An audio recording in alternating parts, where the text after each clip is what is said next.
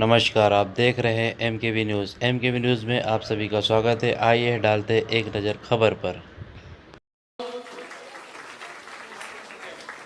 तसंच डॉक्टर जरीवाला जी साहेब यांनी कोरोनामध्ये खूप चांगलं काम केलं. त्याचा आवाज जोरदार येऊ द्या. आज का कार्यक्रम कल रक्षाबंधन है। कल ये था राजीव गांधी जी की जयंती थी, उसके उपलक्ष्य में आज का कार्यक्रम है। और अभय चौबे जी पिछली बार यहाँ से लड़ाई लड़े थे, हारे, लेकिन 5 साल काम करते रहे। ये खासियत है कांग्रेस के कार्यकर्ताओं की। मेरे जिलाध्यक्ष हो कालू बुदेलिया, मेरे कार्याध्यक्ष हो चरण सापरा, इनके घरों की लड़ाई सालों से लड़ रहे, मैं भी लड़ रहा हूँ। वहाँ हमारे सदन में हमेशा इनका एक ही मुद्दा होता था, यही ये फॉरेस्ट में जो घर है उसको हम न्याय कैसे दें। तो ये काम हमारा लगातार चल रहा है, अनेक वर्षों से चल रहा है। इनकी लड़ाई हम लड़ रहे हैं और आगे भी लड़ेंगे, और उसी के कड़ी में ये कार्यक्रम है। ठीक है। बीजेपी का जन आशीर्वाद यात्रा निकाला गया है, इसके बारे में आप क्या कहना है? किस बात का आशीर्वाद मांगने आए ये? जब इनके घर टूट रहे थे तब कहा थे ये सारे, जब इनको पानी की समस्या थी तब कहा थे ये, जब ये जहाँ 70 रुपया पेट्रोल था 108 रुपया हो गया तब कहा गए थे ये। तो ये जो बाटला इसका आपका गैस का जो 300 साढ़े 300 रुपया था 900 से ज़्यादा हो गया, ये कहा थे। तब तो मटक के रास्ते पे बहुत तमाशा कर रहे थे। अब तो गरीबों की उनसे गरीबों से कोई लेना नहीं है।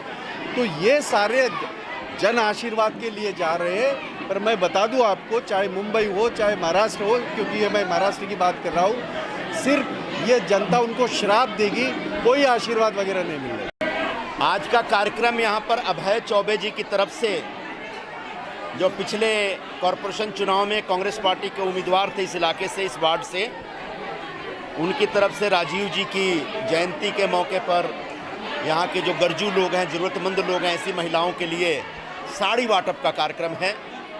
एक तो राजीव जी को हम श्रद्धांजलि दे रहे हैं, दूसरी बात ये कांग्रेस पार्टी की अपनी सोच है, परंपरा है कि जो गरीब हैं, ज़रूरतमंद है, उनके साथ हमेशा खड़ा रहा जाए। तो जो कोरोना काल की वजह से लोग बहुत कष्ट में रहे हैं, लोगों को बड़ी तकलीफ रही है, लोगों की नौकरियां चली गई, लोगों का धंधा बर्बाद हो गया। ऐसे में अभय चौबे जी ने एक प्रयास किया है कि जो गरीब महिलाएं हमारे इलाके की, उनको छोटी सी मदद की जाए। तो बस एक मदद का कार्यक्रम है। नारायण राणे ने बोला है कि इस बार चुनाव हम जिताते ही मानेंगे। नारायण राणे ने बोला है कि इस बार चुनाव हम जिताते ही मानेंगे। चुनाव तो बाद की बात है। पहले तो हमारे मन में सवाल है कि जो जन आशीर्वाद यात्रा है उसका पर्पस क्या है, किस बात के लिए आशीर्वाद मांग रहे हैं? कोरोना में लोग मर गए इसलिए आशीर्वाद मांग रहे हैं क्या? कोरोना में लोगों को ऑक्सीजन नहीं मिला इसके लिए आशीर्वाद मांग रहे हैं क्या? आज लोगों को वैक्सीन नहीं मिला इसके लिए आशीर्वाद मांग रहे हैं क्या?